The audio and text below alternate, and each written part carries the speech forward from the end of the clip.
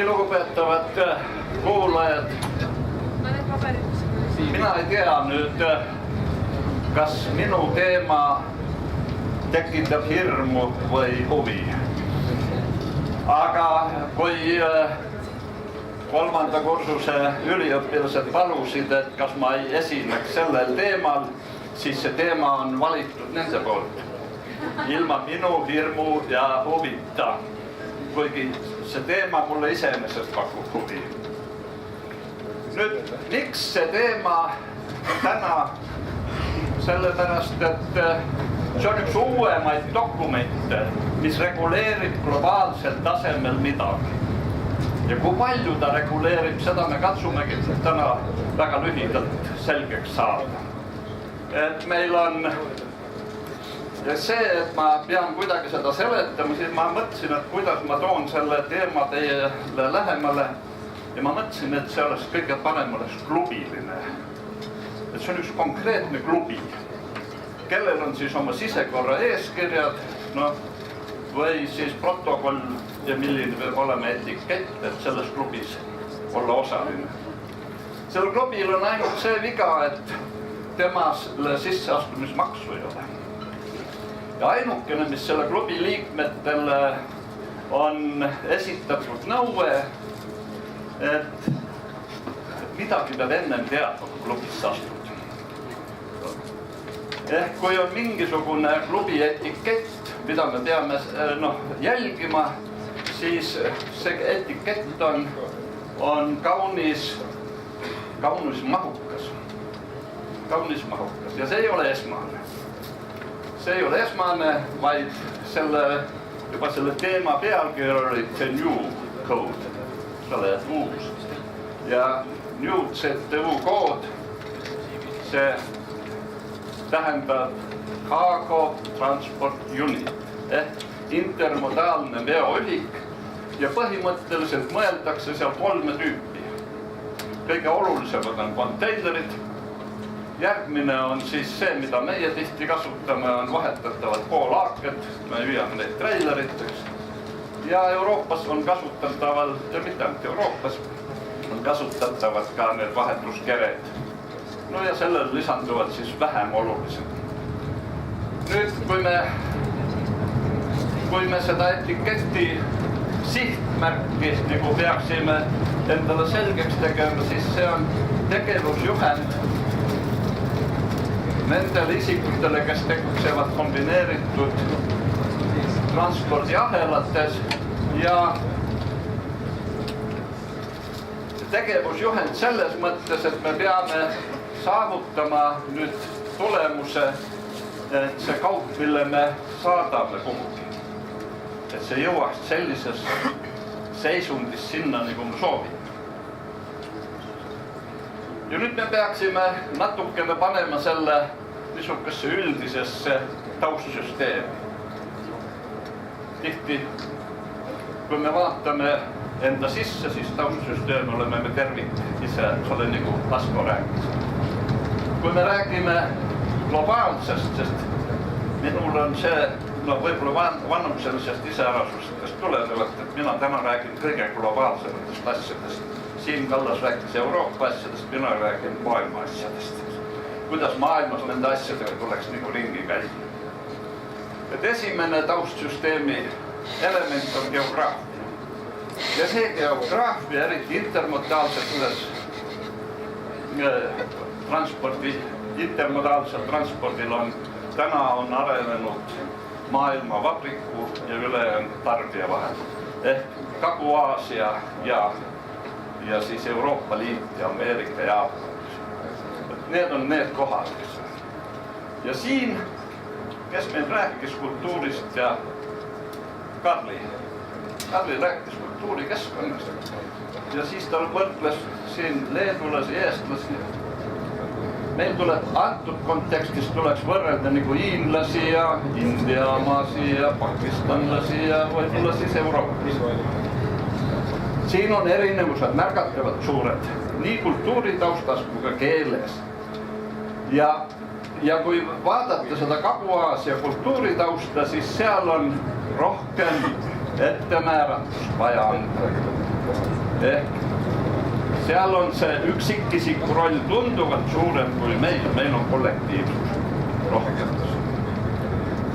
Ja sealsed äritavad ja traditsioonid, järelikult peab olema midagi palju täpsemalt ette kirjutatud, kui me oleme siin harjunud, kui me oleme täna harjunud. Ja viimane on õiguskeskkond. Õiguskeskkond, see on see rahvusriikide reeglid ja millised rahvusvahelised kokkulepped on. Ja nüüd on küsimus, et kas see koodeks on mingi seadus? Et ei ole. Kas jalgpallireeglid on seadus Eesti riigi mõistes? Ei ole. Aga kõik mängivad maailmas ühtemoodi. Täpselt samamoodi on ka antud kontekstis. Me lähtume mitte seadustest, vaid tavadest. Tavad on palju olulisemad tihti kui mingi seadus või reegel. Nüüd õiguskeskkonnast on meil maanteeveod, raudteeveod ja mereveod. See on see kombineeritud tarneahelate põhitegijad. Aga ei ole niisugust reeglit, kuidas sõlmida intermodaalse transpordi leping. Ei ole ühtset reeglit. On tavaliselt teatud üleminekud, eks ole, ja on kunagi küll püütud luua niisugused reeglid. 1980, eks ole, loodi ÜRO konventsioon International Multimodal Transport of Goods ehk seda tüüpi leping. See ei jõustunud. Gruusia, kes seal alla keerutasid, 6 riiki. Me ei saanud seda konsensust. Viimane katse oli 2009 luua siis puhtalt intermodaalsele transpordile suunatud reeglistik, see on siis Rotterdami konventsioon.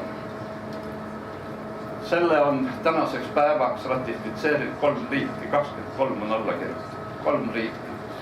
No ka ei suuda. Ainukene reegel, mis praegu töötab, on tavaõiguse ehk tavadel põhinev reegel, see on siis FIATA multimodaalse transpordi konnossomendi reeglid ja see on kõik. Kuna meil niisuguse üldiseid reegleid ei ole, siis me peame looma mingit teistsuguse backgroundi või kuidas me seda ka ei nimeta, eks ole, et meil on vaja luua mingi süsteem, mida kõik aktsepteerivad vaatamata sellele, et nad töötavad eri õigusruumides. Ja miks selle muudatuse vajadus on siis mõelge? 1980 ja täna on siis 35 aastat möödunud, pole sedagi ja 10-kordselt on näiteks konteinerite veo maht maailmas kasvanud. Midagi tuleb muuta, eks ole, et muuta see veoliik turvalisuseks ja nii edasi. Ehk reegleid, mis on muutunud viimasel ajal, on siis veosekindlustuse reeglid, mis on ka globaalsed.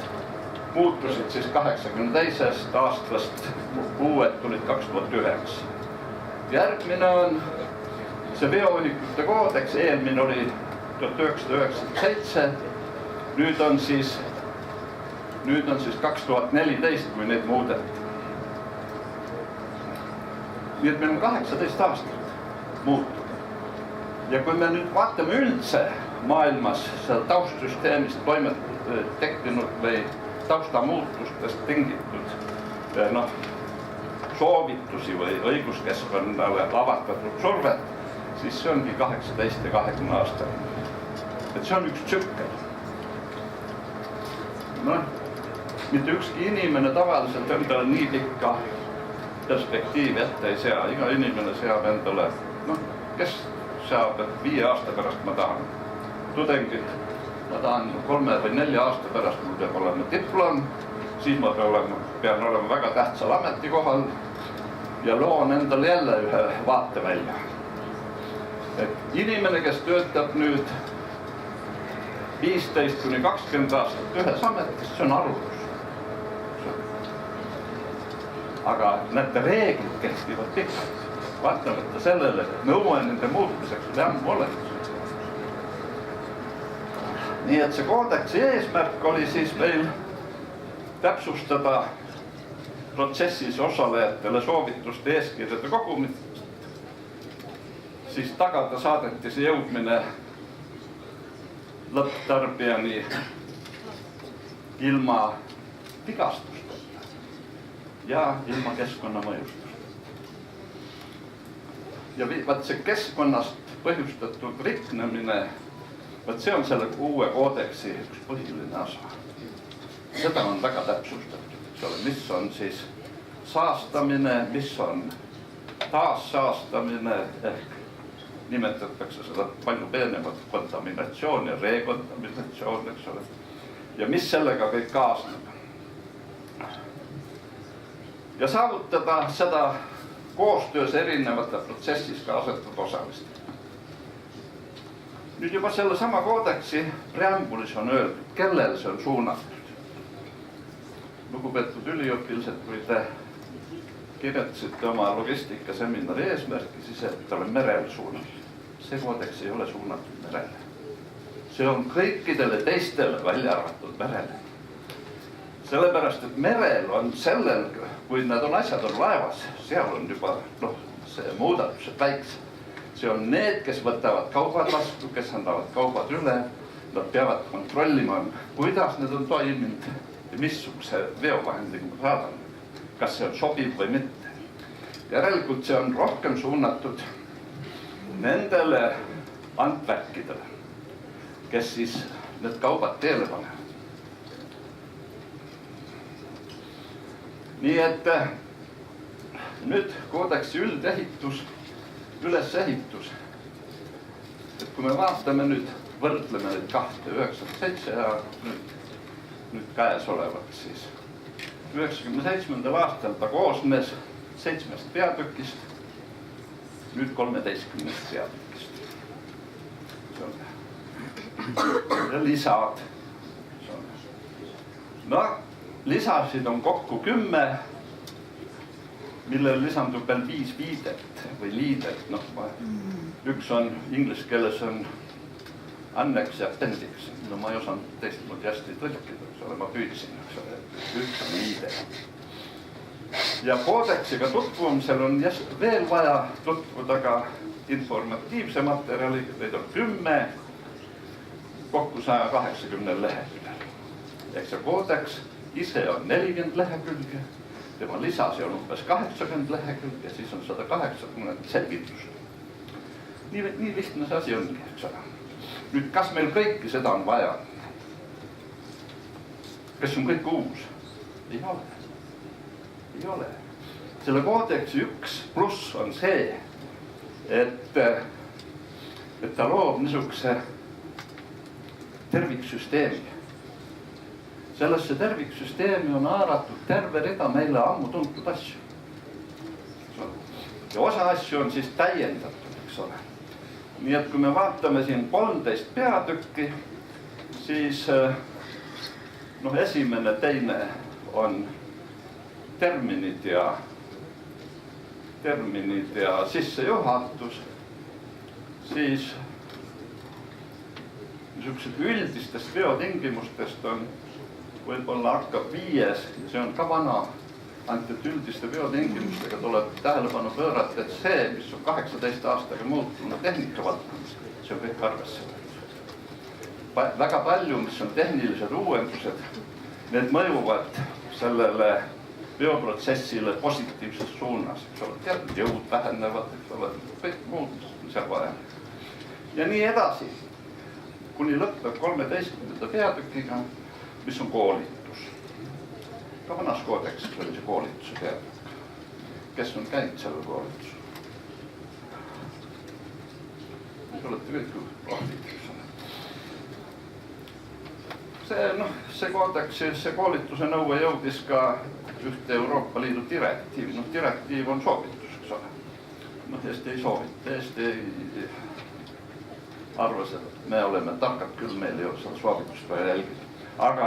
Aga muidugi need, kes õpivad nüüd kõrgkoolides, nemad saavad seda ühel või teisel kujul niikuinii. Ja nüüd peatükk 1 ja 2 sisaldavad siis sissejuhatust ja mõisted ja kirjeldatakse väära praktika mõjusid. See on siis lisamaterjal, väära praktika mõjusid. See on niisugune väga huvitav foto. Mida kõik võib juhtuda. Edasi võtmetegevused. Neid on kokku seal kirjeldatud 7, aga põhimõtteliselt millest hakkab. Et mida me selles koodeksis peame selgeks rääkima. Üldised ohutusnõuded, planeerimine, veosohutuse tagamine, kuidas pakendada ja kuidas laadida, kuidas viia laadimine lõpule, kuidas jaotada koormused, kuidas tagada raskuskese, kuidas on kõik muud niisugused. Ma alati nimetan neid ülesanded, mis on 5P. Kõik peame olema targemad kui 5P. Põhikooli füüsika. Ja lõpeb see kauba üleandmisega. Informatsioon. See on mul pilt täpselt sealt maha võetud, eks ole. Liidatud lisad, informatsioonipoog ja veoühikute ohutu käitlemise ja kahjuste ennetamine ja millised on tüüpilised transpordidokumendid. See transpordidokumentidega te olete kõik varem või hiljem. Ainult see dokument määrab intermodaalse veoühiku vastutust. See määrab ära, kes on läbiv või segmenteeritud vahel. Ja see osa, mida me oma hariduse käigus püüame mitmel korral läbi käia. Mõned teist on täitnud seda dokumenti, teist ja kolmandat. Siis teil seletatakse, et kui sa sinna allkirja ei kirjuta, siis sa vastutad. Või kui sa sinna kirjutad, siis sa vastutad ka, aga hoopis teistmoodi. See, kuidas me loome selle vastutusahela intermodaalsetel veotel, see on võib-olla üks olulisemaid peatusi. Kuigi seal ei ole mitte midagi uut. Ainult ta võtab tervikdokumendina seda arvesse. Järgmine on siis üldised veotingimused. See on see, mida me tihti tunneme veoseohutuse nime all. Mida me praegu õpetame siin tudengitele ja teistele, eks ole. Ainult, et siin on toodud üks lisa. See on nüüd õhust või välisõhust tingitud kahjustused. See on kondensvee kahjustused. Globaalsel konteinerite vedudel on see üks asi, mis on nüüd selles koodeksis nagu siis uus. Järgmised peatükid on siis 6 ja 7. Need on siis veoühikute valiku põhimõtted. Siin ei ole meil midagi uut. Välja arvatud nii palju, kui on tehnika arenenud. Ja see tüüpide ja markeeringute mäng, mis siis ühel veoühikul peab olema. Igal konteineril peab olema 3 tunnust plaati või märgistust. Ja kuidas me neid kasutame ja kuidas me kasutame seda info ahelates ja nii edasi. Nii et uus on võib-olla see, kui me nüüd konteineritest ei räägi, siis vahepeal see aeg, kui Siim Kallas oli Euroopa Nõukogus transpordivolinik, siis loodi ka see nii-öelda jälgimise süsteem, kuidas jälgida nüüd teisi intermodaalseid veoühikuid, eks ole, ringlevaid poolaakeid ja nüüd vahetatavaid kerresi ehk swap-podisi, nende ringlemise süsteem. No see on ka siin selles ära kirjeldatud. Ja nüüd saabumine, kontroll ja veoühikule paigutus. No kuidas me võtame veoühikuid vastu, kuidas me hakkame neid laadima, mida me peame kontrollima. Kuidas me võtame kasutuse. Ja siin on see osa, mis on nüüd tõsiselt ja tugevasti uuesti välja kirjutatud. See on teisese saastamise risk. Kuidas me minimeerime, millised on meetodid ja kuidas seda nüüd vähendada. Ja eriti on pikalt ja põhjalikult räägib, on see seotud informatsioon ilusate looma ja linnu piltidega, mida meil siis on, mõned pildid täitud.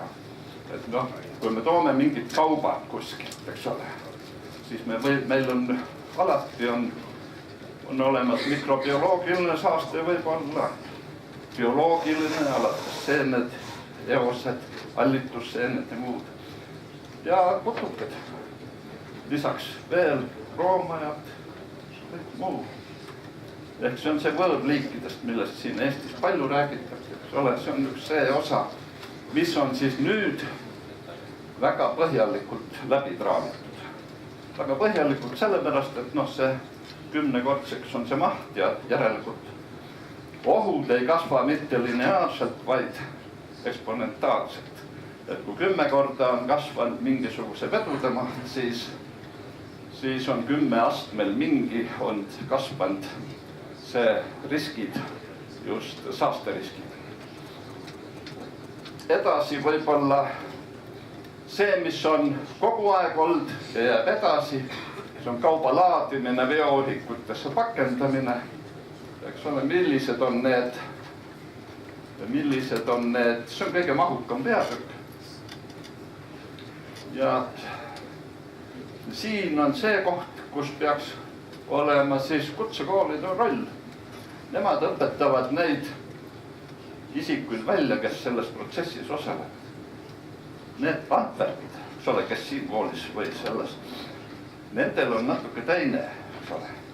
Antwerp peabki olema peenem, eks ole, kuidas oli vanasti, et lips või pilt olemas ees ja konjakile suus, eks ole, et siis oled Antwerp.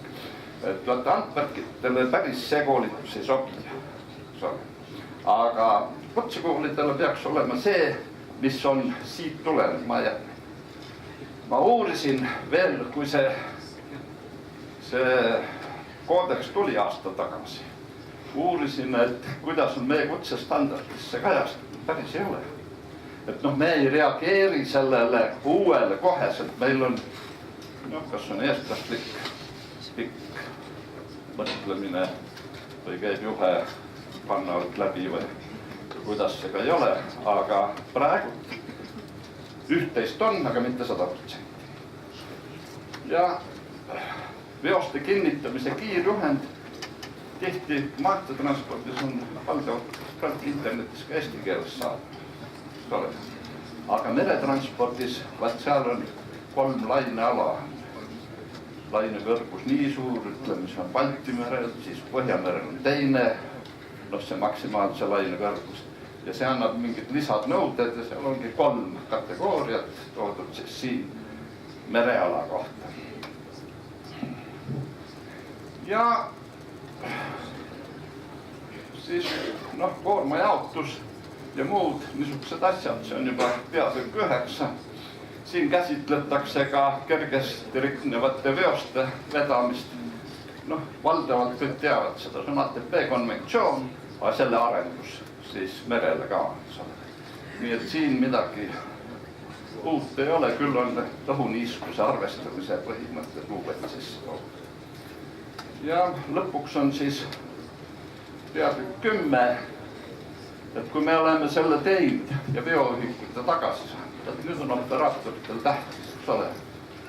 Et kõik need nõuded, mis käivad kaasas ohtlike ainete, samuti selle saastamisega, et me järgmiseks veoks valmistame ette veovahendi nii, et seal seda saastevõimalust ei eksisteeriks, eks ole, kuni fumigeerimiseni välja, eks ole. Ja võib-olla viimane on siis see koolitamine. kui on logistikaseminar, kooli tudengid siin, siis peaks neile nagu sõnu peale lugema. Ma ei tea, miks koolitada, milline on eesmärk. Mõelge nüüd Eesti geograafia, palju meil siis seda pikka õlga meil kaupa saamisel ja saatmisel on. Saatmisel vähe, saabumisel rohkem, eks ole. Hiinast me kaupa toome konteinerit. Järelikult seal võib olla riskid. Kui suur seltskond sellega tegutseb. No, keda siis peaks koolitama? No, on Tallinna konteinerterminal, eks ole, või Muuga, ja teine on siis Tiitvähil Sillamäel, eks ole. No üks eesmärk on, keda koolitada? Noh, neid, kes tegelikult selle protsessis on näpupidi sees. Esmane eesmärk on ikkagi tööliskaader välja koolitada. Aga ükski Antwerp ei tohi olla rumalam kui tema tööline. Järelikult see osa, kes siis tulevad nüüd koolist, ütleme kõrgkoolist, on ta siis tipist, või vabandust, nüüd on Tehnikaülikool, või siis Tallinna Tehnika kõrgkoolist, nemad peavad küll seda ka saama, täpselt samal tasemel nagu on. No ja nad saavad ka, ainult kas alati selle viimase sõna järgi, seda ma ei oska öelda. Mida koolitada, mis on koolitamise objekt? Kas ainult seda või? Koodeksid. Ei, mida siis veel? Mida siis veel? No see on üks objekt, eks ole. Peale selle on meil ju maanteevedudel nii või teisiti isegi intermodaalsed. On see Iru viimased soovitused või Euroopa Liidu veosohutuse standard. Need kõik käivad ühte patta. Ja see materjal ongi sellest hea, et ta on tervik. Ta ei pööra pea peal ühtegi teise veoliigile kehtestatud nõudeid, vaid arvestab neid. Ta arvestab vaatamata sellele, et see kõik tegutsejad ei pruugi tegutseda ühes ja samas õigusruumis, vaid erinevates õigusruumides. Ja nii, et meil ongi tegemist siis niisuguste lihtsate mängureeglid, mis on kirja pandud siis 120 lehekülge pluss 180 lehekülge, 300 lehekülge. Nii et homme on arvestus, pigem. Lõpp oli hea naljakas, aplaus!